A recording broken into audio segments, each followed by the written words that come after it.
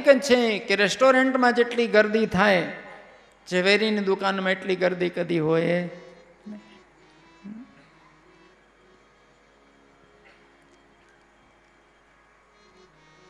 આ મનુષ્ય જીવન બહુ ભાગ્યથી મળે છે. તુલસીદાસજી કહે છે, બડે ભાગ માનુષ તન પાવા, સુર દુર્લભ સદગ્રંથન ગાવા.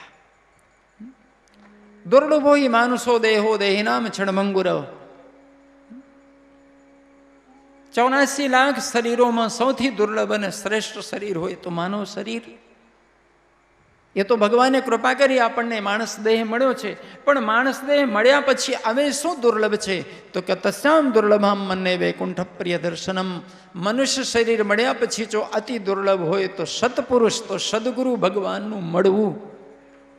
સદગુરુદેવ કી.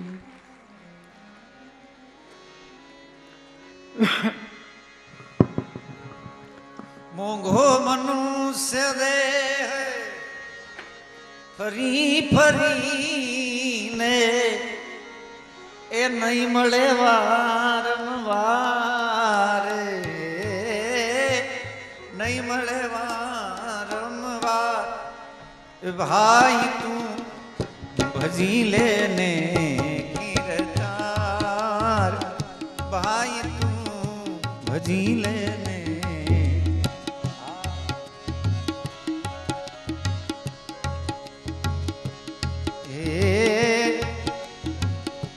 झूठी काया झूठी माया, झूठो सवे संसार. राजा गोपीचंद અને ભરતરી છોડી આલા ઘર બાર, છોડી આલા ઘર બાર. એ ભાઈ તું ભજી લેને કીર્તાર. મોઘો મનુષ્ય દે ફરી ફરીને નહીં મળે વારંવાર. ભાઈ તું ભજી લેને કીર્તાર, ભાઈ તું ભજી લેને.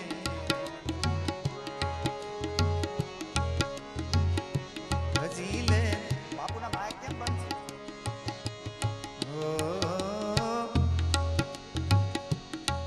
કામ ક્રોધ મદ લોભ મોહમાં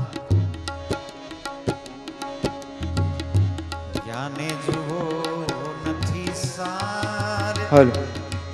અવસર જો તમે ચૂકી ગયા તો, આ અવસર જો ચૂકી ગયા તો તમે ખાસો જમનમાં. એ ભાઈ તું ભજી લેને કીર્તાર, કે ભાઈ તું ભજી લેને કીર્તાર. ભાઈ તું ભજી લેને કીર્તાર.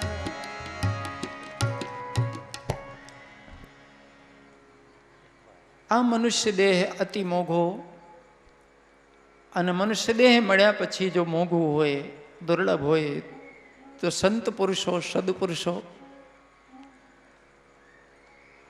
ભાગવતજીમાં કહે છે, જન્માંતરે ભવેત પુણ્યમ. અનેક જન્મોના જ્યારે પુણ્ય ભેગા થાય ત્યારે જ ભગવાનની ભક્તિમાં અને સત્સંગમાં મન લાગે છે. લોકો એવું માનતા હશે, એવું કહે છે ને કે ઘણા જન્મોના પુણ્ય હોય ત્યારે ભાગવત સાંભળવા મળે. તો ભાઈ ભાગવતજી તો શેરીએ શેરીએ મળે છે, અને ઘણી વાર તો આપણે નથી સાંભળવું હોતું તો એ લોકો પરાણે સામેથી સંભળાવવા આવે છે. તો લોકોને એમ થશે કે આમાં ક્યાં મોટો પુણ્ય છે.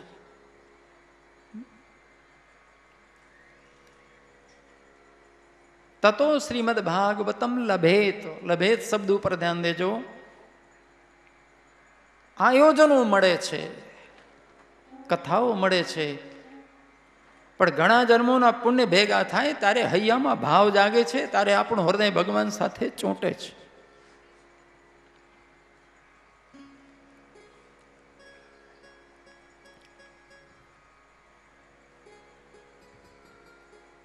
મેં સંતોના મોઢે એવું સાંભળ્યું છે કે જીવ ત્યારે જ ભક્તિ કરી શકે છે જ્યારે ભગવાન કોઈ જીવને પસંદ કરે છે. ભગવાનને જ્યારે ગમતો થાય, ભગવાનને જ્યારે એના માટે સહેજ પ્રેમ લાગે, એની આંખડી એના તરફ વળે, ત્યાં જ ભક્તિની શરૂઆત થાય. જ્યાં સુધી ભગવાનની મીઠી આંખડી પડતી નથી ત્યાં સુધી જીવ ભક્તિ તરફ વળી શકતો જ નથી. તો એક તો નક્કી છે કે જો અમારું હૃદય પરમાત્માના પ્રેમ તરફ વળ્યો હોય તો પરમાત્માની ક્યાંક મીઠી નજર ચોક્કસ આપણા ઉપર પડતી થઈ છે.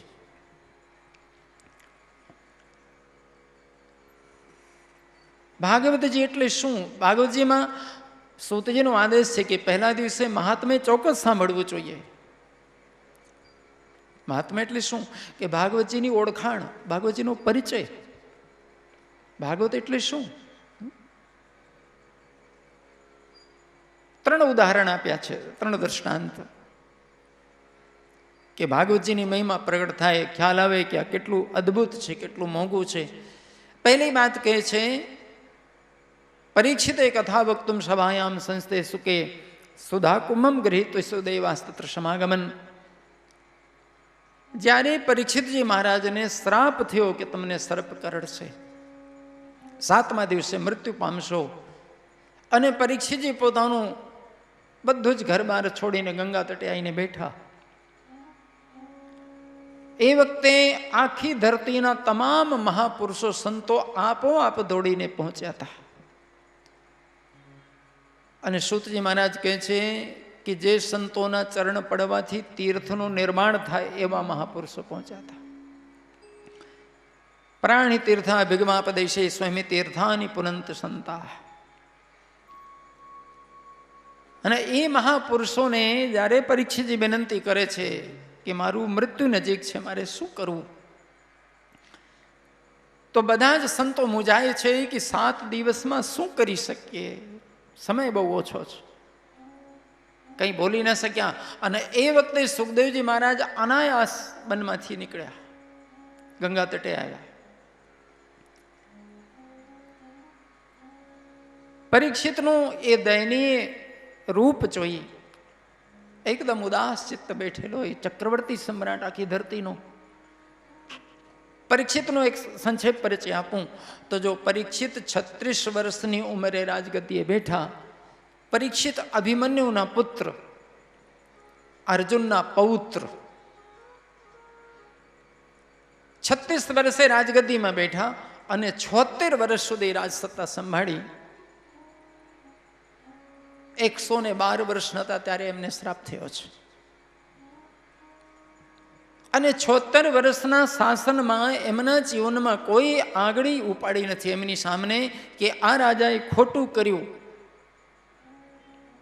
એમના જીવનમાં પહેલો અને છેલ્લો એક જ અપરાધ થયો છે, તરસના કારણે ઋષિના ગળામાં સર્પ નાખી દીધું, મરેલું, બસ. એ સિવાય કોઈ ધર્મ ગ્રંથમાં કોઈ ઉલ્લેખ નથી કે રાજાએ કોઈ ભૂલ કરી હોય. આખી ધરતીમાં 4 ચરણથી ધર્મની ધ્વજા એને 76 વર્ષ સુધી સતત ફરકવા દીધી છે. જેની સામે દુનિયાનો કોઈ શક્તિશાળી રાજા ઊભો ન થયો, સત્તા સામે પડકાર ના ફેંકી શક્યો, જેમની ન્યાય નીતિ અને શાસનની સામે કોઈ દી પ્રશ્ન ચિહ્ન ના લાગ્યો, એ મહાપુરુષ એ જાણે પરીક્ષિત બેઠો તો ઉદાસ, એ વખતે સુખદેવજી મહારાજને આપોઆપ ભાવ થયો છે પધારવાનો. અને સુખદેવજી મહારાજ જ્યારે પધાર્યા, પરીક્ષિતે પ્રણામ કર્યો અને વિનંતી કરી કે મારું મૃત્યુ નજીક છે, મારે શું કરવું. તો સુખદેવજી મહારાજ કહે છે કે રાજન, 7 દિવસ પડ્યા છે, શા માટે ચિંતા કરો છો? હું 2 ઘડી પહેલા આવ્યો હોત ને તોય ચિંતા નહોતી, 1 જ કલાક.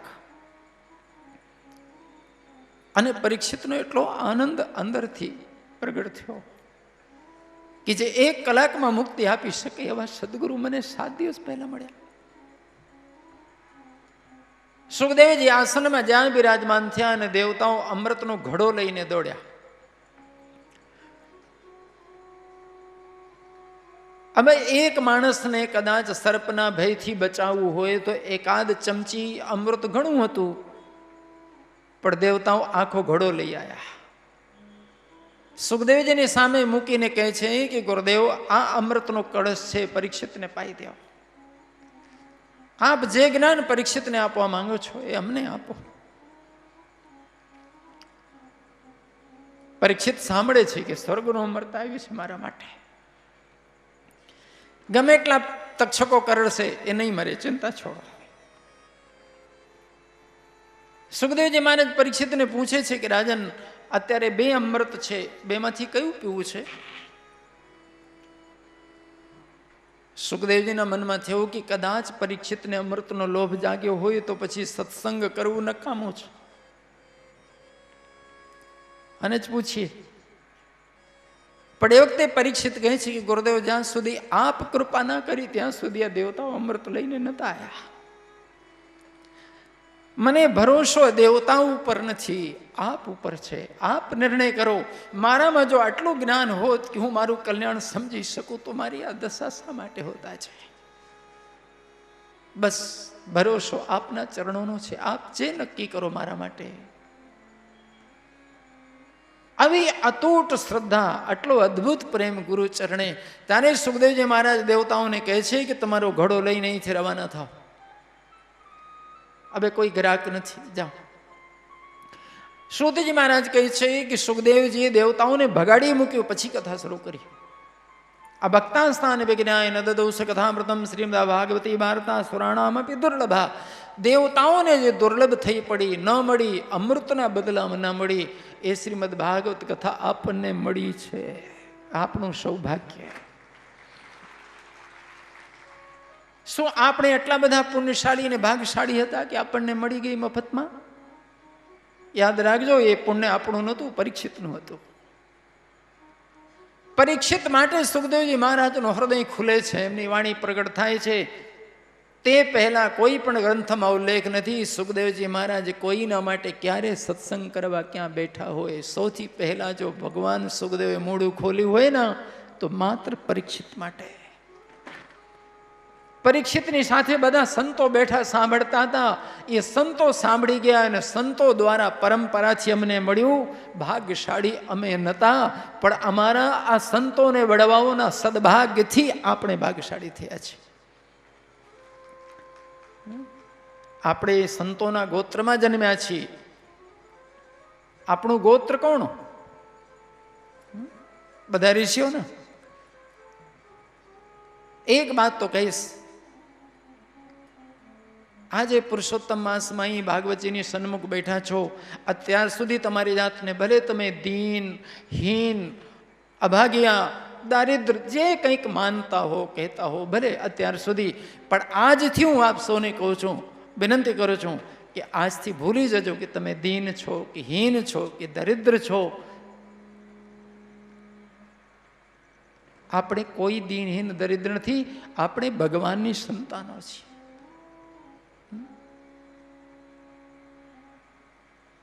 આપણે ક્યાં સાંભળીએ છીએ વેદોને?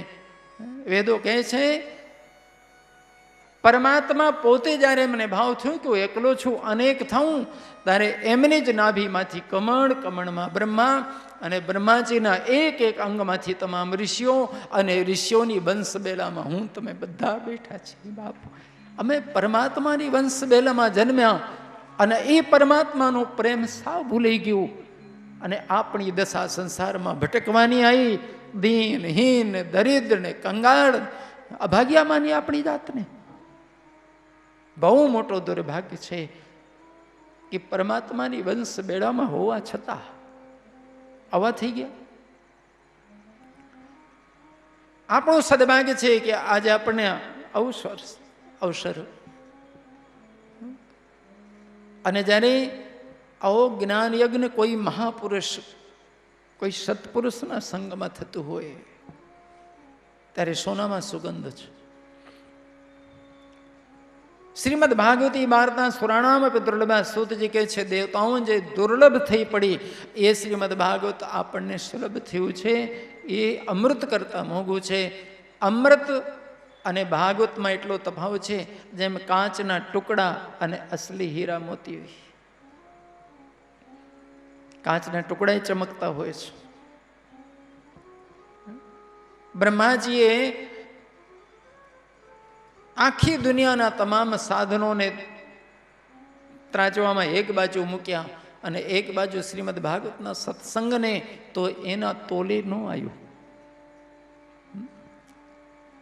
શ્રુતજી કહે છે આ ભાગવતજીની ઓળખાણ, આ પરિચય. બીજી વાત કરે છે, નારદજી મહારાજનો સ્વભાવ છે કે કોઈ લાયક જીવ મળે તેને ભગવાન તરફ મોકલું, એના માટે સતત એ 14 લોકમાં ફરતા હોય છે. અવારનવાર પૃથ્વીમાં આટા મારતા હોય. એક બાર ધરતીમાં આવ્યા અને અહીં તમામ કળજુગનો પ્રભાવ જોઈને થોડા વ્યથિત થયા. તીર્થમાં જ્યારે ફરવા ગયા તો તીર્થોમાં કળજુગનો પ્રભાવ ડબલ જોયું. ખોટા માણસો તીર્થોમાં અડ્ડો જમાઈને બેસી ગયા એટલે તીર્થ મહિમા ભ્રષ્ટ થઈ ગઈ. પણ ફરતા ફરતા વૃંદાવન પધાર્યા ત્યારે એક બહુ સુંદર દ્રશ્ય જોયે છે. ભક્તિ માતા ઊભા ઊભા રડે છે. જ્ઞાન અને વૈરાગ બંને દીકરાઓ મૂર્છિત થઈને પડ્યા છે, વૃદ્ધ થઈ ગયા છે. નારદજી પૂછે છે કે તમે કોણ છો, કેમ રડો છો, આ બંને પુરુષો કોણ છે? એ પરિચય આપે છે કે મારું નામ ભક્તિ છે. ઉત્પન્ના દ્રવિણેશામ વૃદ્ધિમ કર્ણાટકે ગતા ક્વચન ક્વચન મહારાષ્ટ્રે. મારું નામ ભક્તિ છે. હું દ્રવિણ દેશમાં જન્મી, કર્ણાટકમાં મોટી થઈ, મહારાષ્ટ્રમાં મને પોષણ મળ્યું, ગુજરાતમાં આવતી આવતી હું ઘરડી થઈ. એટલે ઘરડીનો લોકો એવું અર્થ કરે છે એકદમ વૃદ્ધ અને નકામી, કમચોર. હું એવું અર્થ કરું છું, ઘરડું એટલે પાકી ગયેલું